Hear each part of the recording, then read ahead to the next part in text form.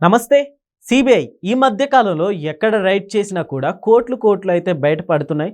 అదేవిధంగా ఇప్పుడు ఒక చోట రైడ్ చేసిన చోట తనకి వచ్చే జీతం కంటే కూడా తన బ్యాంక్ అకౌంట్లో ఉండే ఇన్కమే ఎక్కువ ఉందంట. అంతేకాదు బంగారం కూడా కుప్పలు బయటపడినట్టు తెలుస్తోంది. ఇదే అంశం మీద విశ్లేషణ తీసుకునే ప్రయత్నం చేద్దాం. ప్రస్తుతం మనతోటి పొలిటికల్ అనలిస్ట్ సిఎస్ రావు గారు ఉన్నారు. వెల్కమ్ చెప్దాం. Hello sir. హలో.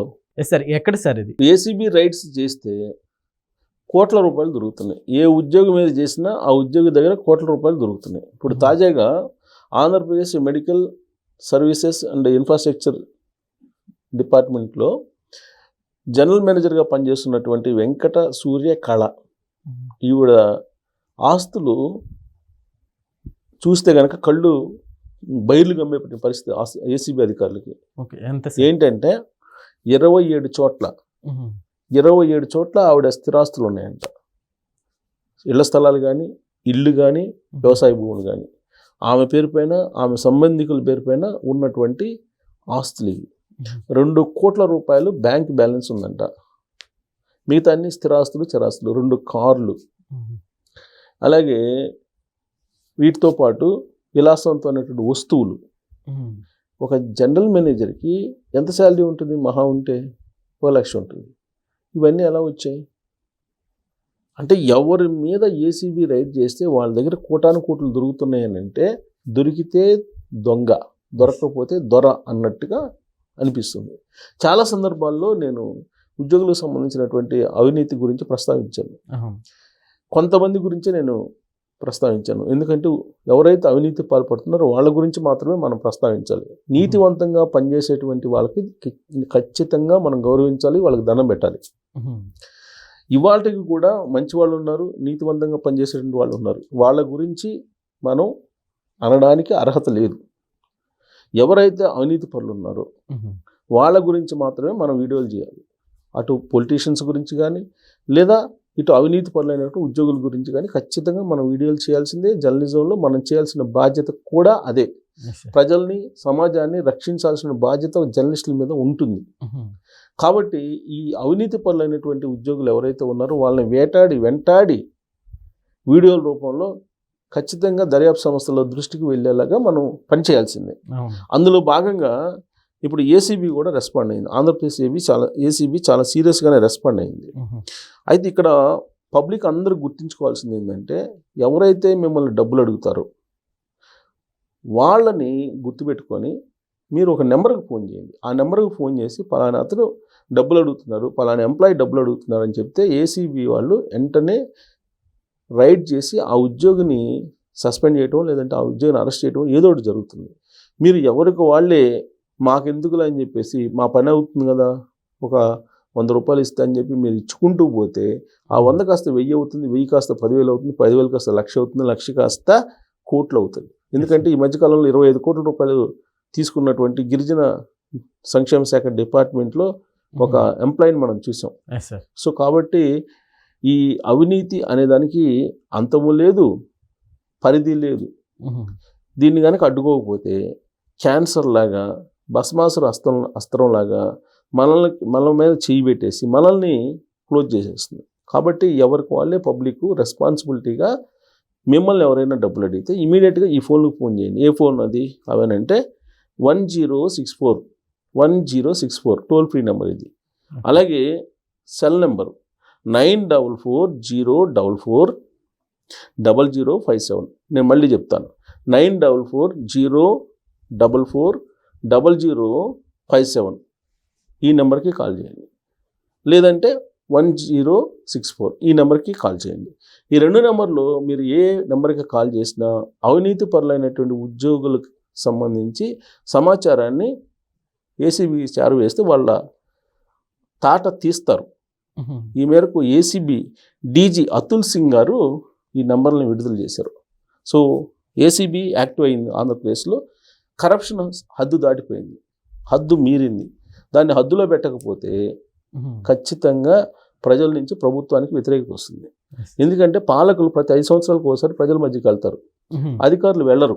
అధికారులకు అవసరం లేదు. ఒకసారి గవర్నమెంట్ ఉద్యోగం వచ్చిందని అంటే ఇక వాళ్ళ జీవితం మొత్తం పని చేసినా చేయకపోయినా, క్వాలిటీ వర్క్ ఉన్నా లేకపోయినా నెల నెల జీతం అయితే వెళ్ళిపోతూ ఉంటుంది. వాళ్ళకి మళ్ళీ పరీక్షలు ఉండవు. వాళ్ళ ఎఫిషియన్సీ ప్రకారం పనిచేస్తున్నారా లేదనేటువంటి టెస్ట్లు ఏమి ఉండవు. అందుకే అమెరికాలో డోజ్ అనేటువంటిది పెట్టి డిపార్ట్మెంట్ ఆఫ్ ఎఫిషియన్సీ అనే దాన్ని పెట్టి ఎఫిషియన్సీ లేనటువంటి వాళ్ళని ఇంటికి పంపిస్తున్నారు. కానీ ఇక్కడ ఏంటి అలాంటి పరిస్థితి లేదు. ఒకసారి గవర్నమెంట్ ఎంప్లాయీ అయితే ఇక జీవితాంతం సెటిల్ అయిపోయినట్టే. పని చేయకపోయినా కానీ, సామర్థ్యం లేకపోయినా కానీ, టాలెంట్ లేకపోయినా కానీ ఎలాగోలా బతికేయచ్చు. అందుకే ఇవాళ ప్యూన్ ఉద్యోగానికి నోటిఫికేషన్ ఇస్తే కేరళలో కానీ లేదా తమిళనాడులో కానీ పోస్ట్ గ్రాడ్యుయేట్ చదివినటువంటి వాళ్ళు, ఇంజనీరింగ్ చదివినటువంటి వాళ్ళు వస్తున్నారంట. దానికి కారణం ఏంటి అంటే ప్యూన్ ఉద్యోగం అయినా ప్రభుత్వ ఉద్యోగం అయితే కనుక చేసినా చేయకపోయినా మన జీతం నెల నెల టెన్షన్గా పడిపోతుంది, బెనిఫిట్స్ వస్తాయి, రక్షణ ఉంటుంది, ఇన్ని రకాలు ఉన్నాయి. కాబట్టి ప్రభుత్వ ఉద్యోగం కావాలనుకుంటారు. ప్రభుత్వ ఉద్యోగంలోకి వచ్చినటువంటి వాళ్ళు యాక్చువల్గా ప్రజాసేవకు అంకితం అయిపోవాలి, సమాజానికి అంకితం అయిపోవాలి. కానీ ఆ భావం లేదు వాళ్ళలో. అవినీతి. ఈ ప్రభుత్వ ఉద్యోగాలకి డిమాండ్ తగ్గాలంటే ఏం చేయాలంటారు? ప్రభుత్వ ఉద్యోగాలకు డిమాండ్ తగ్గాలంటే ఏసీబీ వాళ్ళు కనుక రైట్స్ చేసుకుంటూ వెళ్తే, ఇప్పుడు ఏసీబీ అనేది ఒక డిపార్ట్మెంట్ ఉంది, anti corruption bureau, ACB. ACB దగ్గర మొత్తం ఏ ఎంప్లాయీ ఏంటి అనేది మొత్తం లిస్ట్ ఉంటుంది వాళ్ళ దగ్గర. ఎవరో ఫోన్ చేసి చెప్పవసరం, అసలు వాళ్ళకే ఉంటుంది లిస్టు. ఎందుకంటే మన దగ్గర ఉండేటువంటి ఎంప్లాయీస్ ఒక 8 లక్షల మంది ఉన్నారనుకుందాం, గవర్నమెంట్ ఎంప్లాయీస్. వాళ్ళల్లో ఎవరు ఏంటి అనేది ఖచ్చితంగా తెలిసిపోతుంది. ఇప్పుడు టీచర్స్ లాంటి వాళ్ళు ఉన్నారు, వాళ్ళకేమి కరప్షన్ చేయాల్సినటువంటి పరిస్థితులు రావు, కరప్షన్ చేసేటువంటి సిచ్యువేషన్స్ కూడా ఉండవు టీచర్స్కి. అలాగే కండక్టర్స్ ఉంటారు, ఈ బస్ కండక్టర్స్, వాళ్ళకి కూడా ఎవరు కరప్షన్ ఎవరు ఇస్తారు, లంచం ఎవరు ఇస్తారు వాళ్ళకి, ఎవరు. సో ఇలా కొన్ని డిపార్ట్మెంట్స్ ఉన్నాయి. ఇప్పుడు వాళ్ళకు పోగా మిగతా డిపార్ట్మెంట్స్ ఏవైతే ఉన్నాయో, పోలీస్, తర్వాత టౌన్ ప్లానింగ్, రెవెన్యూ, హైయెస్ట్ ఇది రెవెన్యూ, టౌన్ ప్లానింగ్, అంటే ప్రజలతోటి డైరెక్ట్గా లింకప్ అయి ఉండేటువంటి డిపార్ట్మెంట్స్ కొన్ని ఉన్నాయి. ఈ డిపార్ట్మెంట్స్ లింకప్ అయినటువంటి వాళ్ళని కనుక కట్టడి చేయగలిగితే ఏసీబీ వాళ్ళు కరప్షన్ ఉండదు, తగ్గిపోతుంది. అట్లీస్ట్ అసలు లేకుండా చేయటం అనేది ఎవరి వల్ల కాదు, బట్ తగ్గిపోతుంది. సార్, ఓ విధంగా అంటే గవర్నమెంట్ ఎంప్లాయ్మెంట్ అనేది లేకుండా చేస్తే ఎలా ఉంటుంది? ఆల్రెడీ కొన్ని దేశాలు చేస్తున్నాయి. ఎందుకంటే ఇలాంటి ఇప్పుడు అమెరికా కూడా గవర్నమెంట్ ఎంప్లాయీస్ని తీసేస్తుంది, వైట్ ఎలిఫెంట్లుగా మారారని. తీసేయాల్సిన పరిస్థితి వస్తే తీసేయాలి. ఇప్పుడు ఆర్థిక పరిస్థితి బాగలేదు అనుకోండి, రేపు రాబోయే రోజుల్లో నెల జీతాలు ఎక్కడి నుంచి తెస్తారు? ఇప్పుడు జగన్మోహన్ రెడ్డి గారు అధికారంలో ఉన్నప్పుడు నెల 1వ తారీఖు జీతాలు రాలేదని వీళ్ళందరూ రోడ్ల మీదకి వచ్చి అడిగిన వాళ్ళేగా. ఇప్పుడు మళ్ళీ ఒకవేళ 2024లో కూడా జగన్మోహన్ రెడ్డి గారు వచ్చినట్టయితే ఇలా జీతాలు ఉన్నాయని అసలు? సార్, ప్రజాధనం అంతా సగానికి సగం వాళ్ళకే వెళ్ళిపోతుంది. సగం కాదు, 99% జీతాలు, పెన్షన్స్, వడ్డీలకి సరిపోతుంది. 99%. సార్, వీటిలో కొంతమందికి కొన్ని కరప్షన్స్ కూడా ఈ చాలక మీరు 1,00,000 ఇచ్చినా కరప్షన్ చేస్తారు, 2 లక్షలు ఇచ్చినా కరప్షన్ చేస్తారు, ఇంకా ఎక్కువ చేస్తారు కరప్షన్. వాళ్ళకేం సంతృప్తి అనేది ఉండదు. ఈ కరప్షన్ చేసేటువంటి వాళ్ళకి సంతృప్తి అనేది ఉండదు. ఒక వ్యభిచారం ఉందనుకోండి, ఆ వ్యభిచారి ఒకరి దగ్గర పొనుకుంటే సంతృప్తి చెందదు, రోజుకు 10 మంది దగ్గర పొనుకుంటేనే వ్యభిచారి సంతృప్తి చెందుతుంది. ఈ మాట నేను ఎందుకు చెప్తున్నా అంటే, ఒక జర్నలిస్ట్గా నాకు ఎలా తెలుసానంటే, గుంటూరులో నేను పనిచేసేటప్పుడు ఒక ఎస్పీ, పూర్ణచంద్ర గారు అని ఎస్పీ ఉండేవాళ్ళు. ఆయన అక్కడ నరసరావుపేట, చిలుకలూరుపేట అనేటువంటివి ఉన్నాయి. అక్కడ ఈ ప్రాస్టిట్యూషన్ ఎక్కువ నడుస్తుంటుంది. వాళ్ళకి అప్పుడు హెచ్ఐవి వస్తుందని చెప్పేసి ఆయన ఏం చేశాడంటే, వాళ్ళందరికీ రీహాబిలిటేషన్ చేసి వాళ్ళకి కొంత ఫండ్ ఇచ్చేసి, వాళ్ళు ఎవరికి ఇంట్రెస్ట్ ఉన్న పనులు వాళ్ళు చేసుకునేదానికి ఆర్థిక సహాయం చేస్తామని చెప్పేసి చెప్తే వాళ్ళందరినీ పిలిపించారు. పిలిపిస్తే మీడియా వాళ్ళు కూడా పిలిపించి ఇలా మేము రీహాబిలిటేషన్ చేస్తున్నాం, అందరినీ హెచ్ఐవి పెరిగిపోతుంది కాబట్టి రీహాబిలిటేషన్ చేస్తున్నాం, వీళ్ళు వ్యభిచారం చేయకుండా అని చెప్తే అప్పుడు వాళ్ళందరూ వ్యభిచారులందరూ ఒప్పుకున్నారు. ఒప్పుకున్న తర్వాత అందరికీ ఎవరెవరు ఏం చేస్తాం అనుకున్నారు, కిరాణా కొట్టు పెట్టుకున్నారు, కిరాణా కొట్టి ఆర్థిక సహాయం చేయించారు ప్రభుత్వం వైపు నుంచి. అందరూ వ్యభిచారం మానుకుంటారని చెప్పేసి అనుకున్నారు. మళ్ళీ ఒక 4-5 నెలల తర్వాత అసలు వీళ్ళు ఏం చేస్తున్నారు అనేది రివ్యూ చేశారు ఎస్పీ. చేస్తే వాళ్ళు ప్రభుత్వం నుంచి తీసుకున్నటువంటి ఆర్థిక సహాయాన్ని తీసేసుకున్నారు, ఆ షాపులు పెట్టారు, తీసేశారు, మళ్ళీ వ్యభిచారం మొదలుపెట్టి దాని మీద న్యూస్ వచ్చింది మళ్ళీ. అప్పుడు మళ్ళీ అందరిని పిలిచారు, ఎవరిని, ఈ వేశ్య వాటికి నిర్వాహకులందరినీ పిలిచి మీడియా వాళ్ళు కూడా పిలిచి మనం అప్పుడు రీహాబిలిటేషన్ చేద్దాం అనుకున్నాం కదా, ఇప్పుడేమో వీళ్ళు రీహాబిలిటేషన్కి మాకు వద్దు అని అంటున్నారు, మాకు వద్దు, మా వృత్తే వ్యభిచారం, మేము వ్యభిచారం చేయాల్సిందే, రోజుకు 10 మందితో పొనుకుంటేనే మాకు సంతృప్తి, మా వృత్తే అది.